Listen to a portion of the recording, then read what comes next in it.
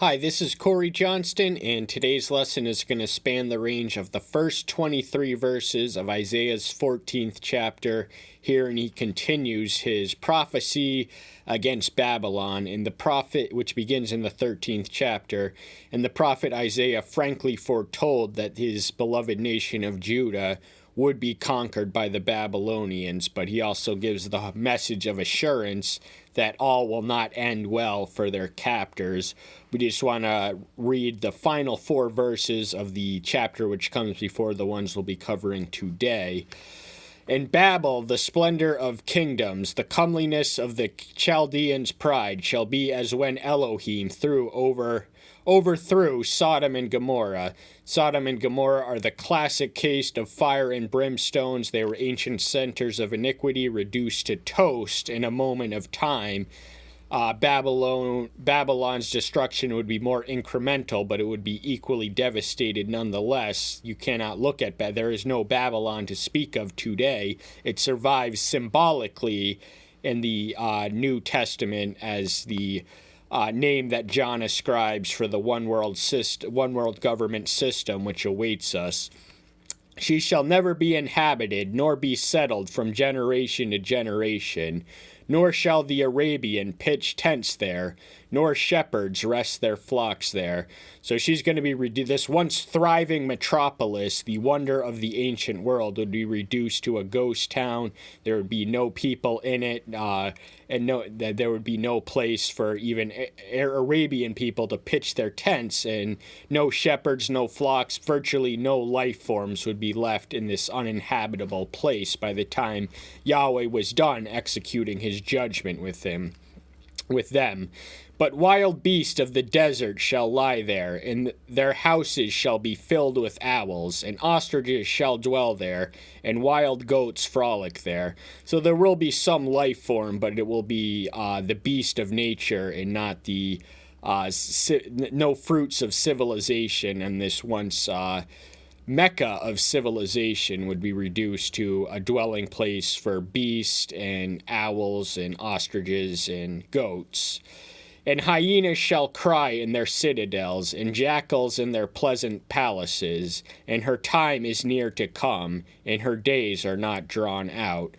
So there's an imminence to the destruction. Now, some 2 centuries after Isaiah prophesied, Babylon would be the preeminent geopolitical entity in the ancient Near East. And of the 4 powers prophesied of Daniel in the 2nd chapter of the book which bears his name, Babylon, Medo-Persia, Greece, and Rome, Babylon would be a capital administrative center for the Persian and the Greek empires, but by the time the Romans came to power, Trajan, the emperor under whom the Roman Empire witnessed its apex of territorial expansion, when he traveled there in 117 AD, he encountered a virtual ghost town. So everything written here did come to pass. Now, in the 14th chapter, it's more than a description of the fall and the defeat of a mighty empire, but also the fall and defeat of Satan himself. So much of what we read of Babylon is applicable to Satan, our main spiritual enemy. So the opening verse of the chapter we'll be covering today reads, "For Yahweh has mercy on Jacob, and shall again choose Israel, and give them rest in their own land. And the strangers shall join them, and they shall cling to the house of Jacob." Now, the word mercy in the Hebrew original indicates a maternal care, and Isaiah does often speak of the maternal qualities of Yahweh as a mother. No more than a mother can forget her son, he says somewhere in the 49th chapter, can Yahweh forget his young. So we anthropomorphize Yahweh, who is not he doesn't have a gender, although his son, the incarnation, was born a man. Yahweh is anthropomorphized as a male. That's the most relatable means, but strictly speaking, he does not have a a physical body or sexual organs. We just use the term male or he to describe him as an anthropomorphism. And Babylon, the fall of Babylon will be simultaneously accompanied by the restoration of Judah. This would occur in the year 538 BM, when Babylon's conqueror, Cyrus, would issue the decree to the Judean captives there to resettle and rebuild their temple, and they will have rest in their own land, their promised land. They had forfeited the blessing of living there by their repeated and egregious society-wide endemic iniquity, which had forfeited their rights. So they were cast in the lands of strangers, the Babylons, for 70 years. But here we read that strangers shall join them, and this brings to mind the passage in Isaiah's 2nd chapter where all the world will flock to the temple in Jerusalem. And people shall take them and bring them to their own place, and the house of Israel shall possess them for servants and female servants in the land of Yahweh, and they shall make captives of their captors and rule over their oppressors. So there's going to be a reversal of fortunes. The ones who were once on top will be on bottom, and Judah had to be on bottom in order that they may come on top, but they will rule over those who once ruled over them. Of course, Babylon would be wiped off the face of the earth by the dawn of this, what secular historians call the Common Era, but they still were more powerful than them by the sheer fact of their non-existence. And it shall be, in the day Yahweh gives you rest from your sorrow and from your trouble and the hard service in which you were made to serve. These were the conditions of being a captive people. It was not quite as extreme or severe as Egyptian bondage, but it was close.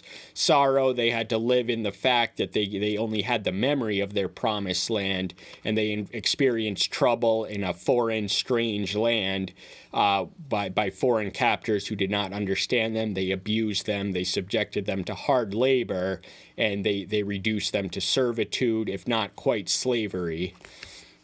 That you shall take up this proverb against the king of Babylon, and say, how the oppressor has ceased, the gold gatherer ceased.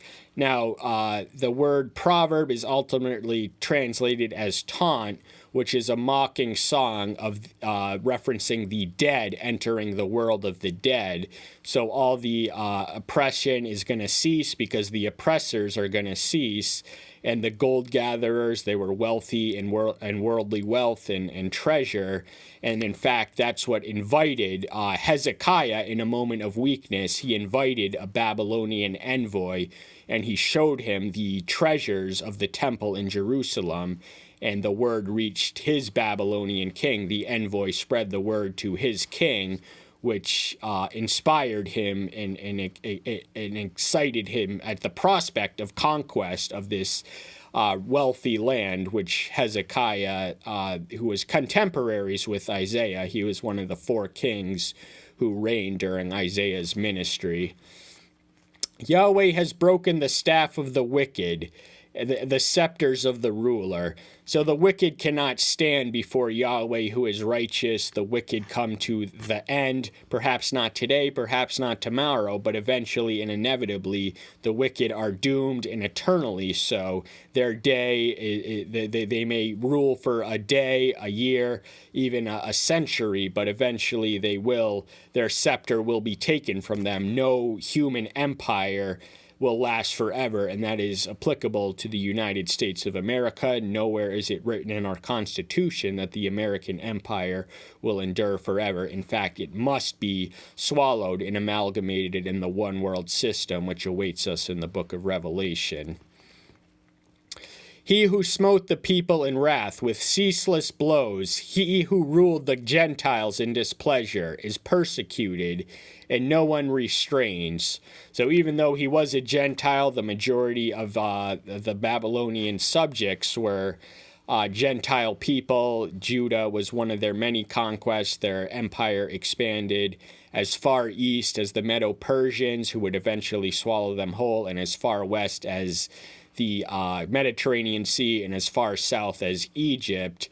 But they They smote in wrath and ceaseless blows. They were untiring. They were a militaristic people, and they ruled in displeasure and persecuted, and there was nothing to restrain them. And in fact, that's what invited Yahweh's intervention, because he had raised up these Gentile powers to oppress his wayward and reprobate people, but they went above and beyond his expectations. They had abused the punishment, which was their rightful retribution. So he put an end to that in that day.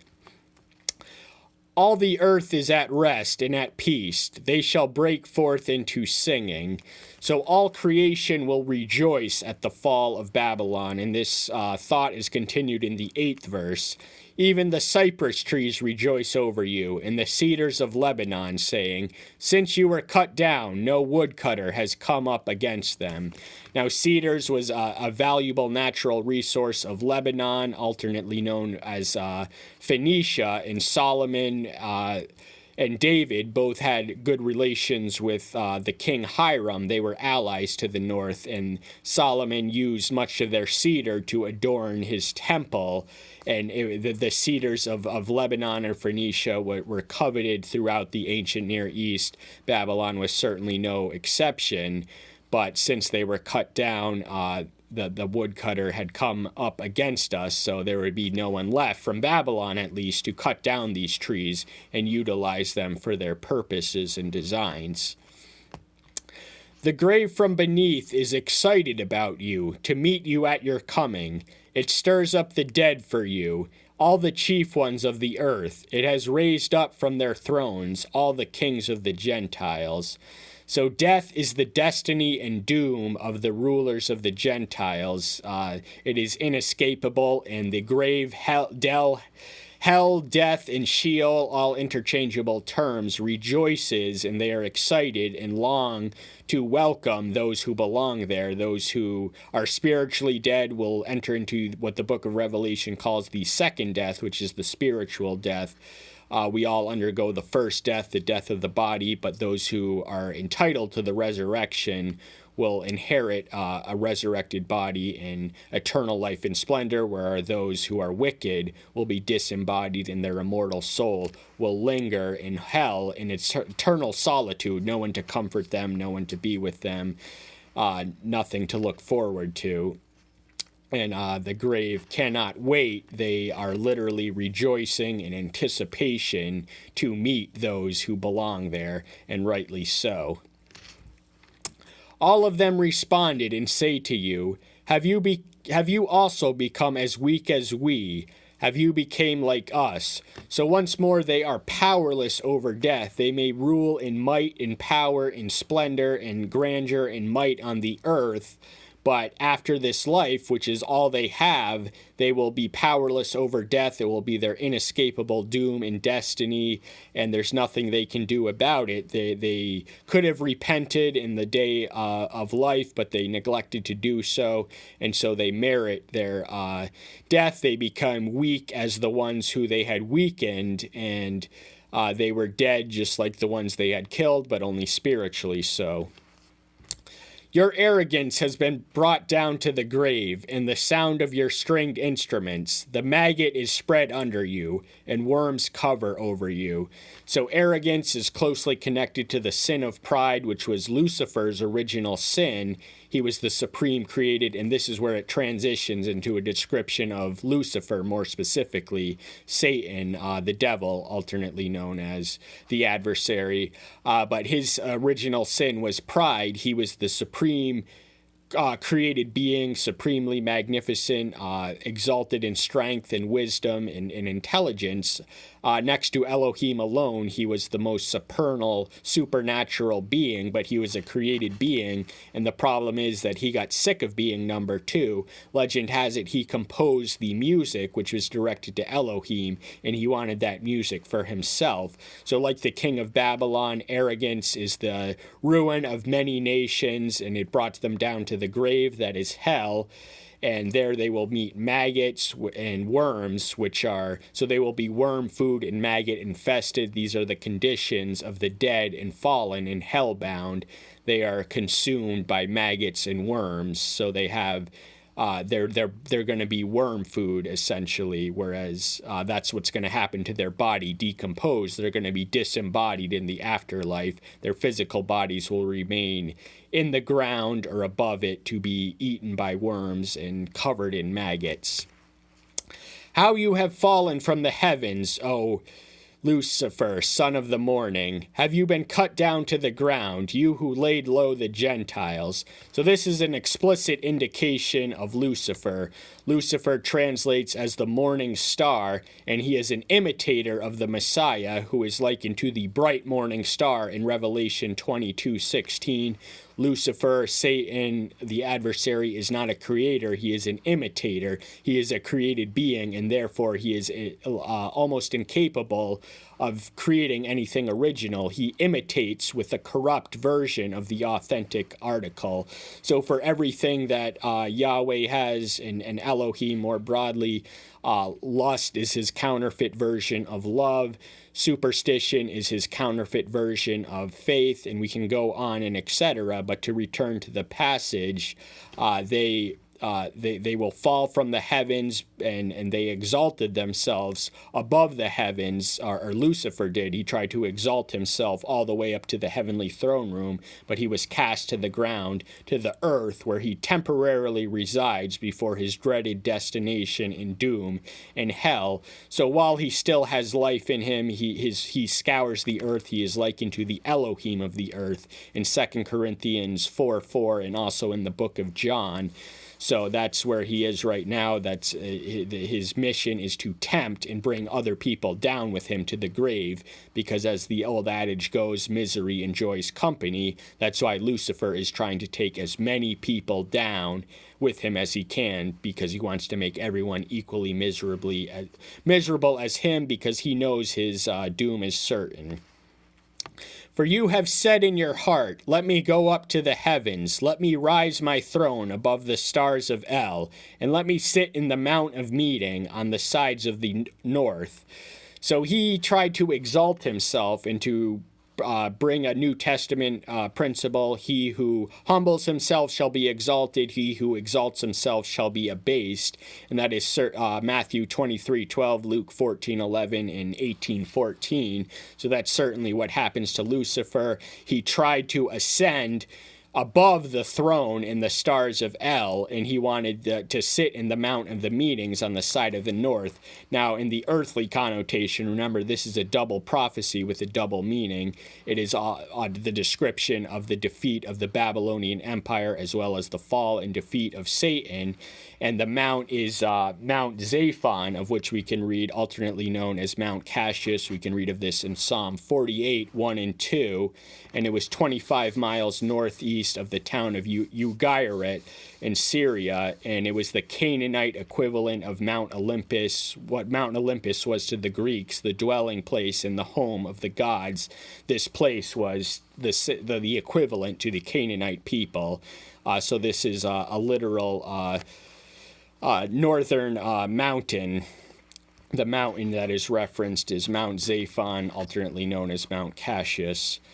Let me go up to the heights of the clouds. Let me be like the Most High. So this is the sin of blasphemy. To usurp or to claim the prerogatives of deity is unbefitting of any created creature. That stuff does not belong to us. It belongs exclusively and only, and rightly so, to the Creator. No created being can claim the prerogatives or use what belongs to him. But this was Satan. He didn't want, he was sick of being number two. He wanted to be number one, and so in his pride he tried to lift himself up above the clouds to be like the Most High, but none can be like him. That is his station alone, and exclusively reserved for him alone, and rightly so. None of us belong there. None of us can handle the responsibility that he does, especially sinful creatures. The entire cosmic order would be thrown into disequilibrium if its motion and its equilibrium was entrusted to a sinful being such as Lucifer or any of us. It's beyond our capacity to handle. But you are brought down to the grave, to the sides of the pit. Once more, he who exalts himself shall be humbled. So he tried to he tried to bring himself up above and beyond Elohim. He wanted to be greater than Elohim. He wanted to be Elohim himself, and he wanted Elohim to be subordinate to him. But no created creature can usurp or overpower the created one. And as a consequence of his rebellion, he was brought to the grave, to the side of the pit, that is hell. But he is not there just yet. He scours the earth. He also dwells in heaven. He's in the heavenly throne room in the book of Job. So he is not limited to any. He is not an omnipresent creature. He is limited to one location at one time, but he's not quite there yet. But that is his destination and his doom, and that's why he wants to bring as many people down with him as he is able. That is his mission and his ministry, to tempt all humanity, if possible, into sin, to follow him to his dreaded destination.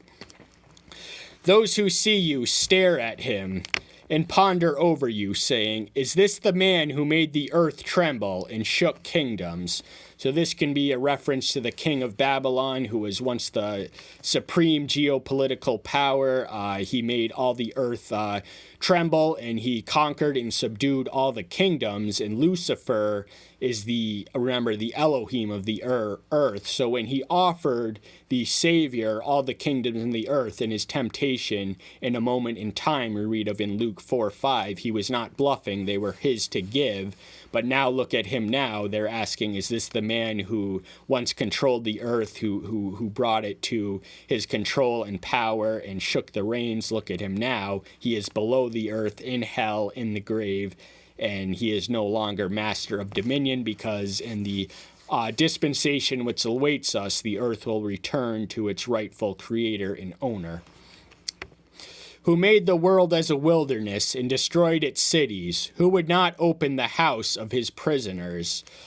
So he is he didn't make the world, he didn't create it, but he reduced it to a wilderness, and he destroyed cities. He is a conqueror and a murderer, and destruction is his appetite and aptitude. He has a tremendous appetite. He's an intrinsically destructive being, which is the opposite of creation. So he is in every way the antithesis of Elohim. Even though he was not created that way, he was once good, and he knew good through his own election and his own abuse of his moral agency. He chose to be bad and the supreme evil being. But the house of the prisoners is those who are in hell, are in eternal prison, and no one can open those gates. Once they're there for good and eternally. All the kings of the Gentiles, all of them were laid in esteem, every one in his own house. So the kings of the Gentiles, they may rule the earth, but it's not going to end well for them. They are going to follow Lucifer straight down to the grave, to the ground, and the kingdoms they have, they cannot take with them to the afterlife. The wealth they accumulate, the wealth they amass, the power and prestige they gather for themselves in this life that they have will not belong to them once they follow their master, their satanic master, to his dreaded destination of hell. But you have been thrown from your grave like an abominable branch, like the garment of those who are slain, thrust through with a sword, who go down to the stones of the pit, like a trampled corpse. So everything in that passage indicates a permanent and irrevocable death. The dead body would be discarded of the Babylonian king, and to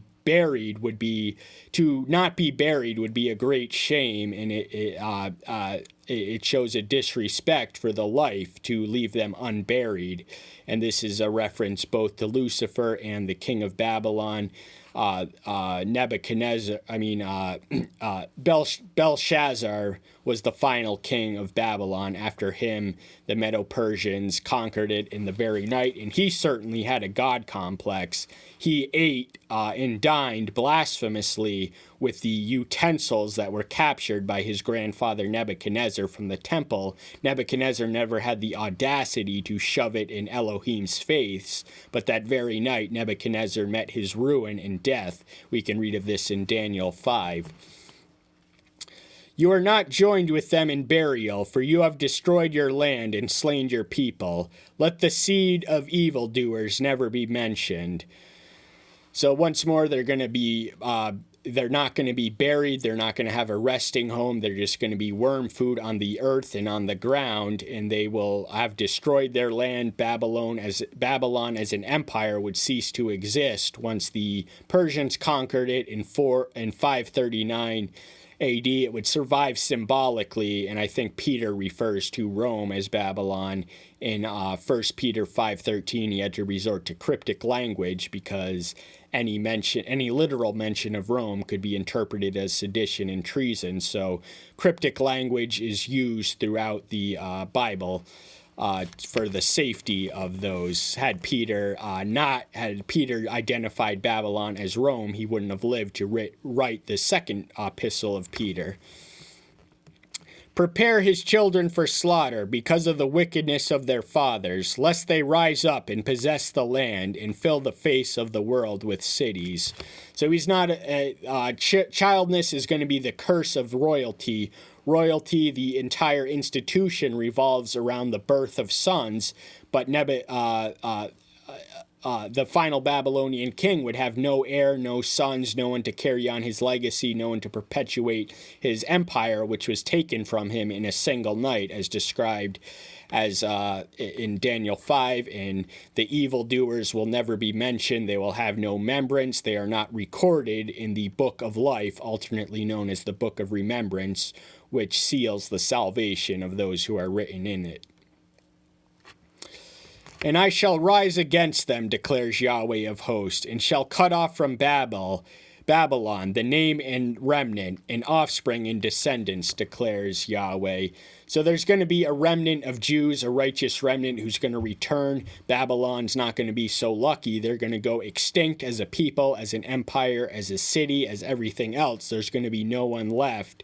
Babylon only survives symbolically, and they provoked a powerful enemy. The Yahweh of hosts is his military name.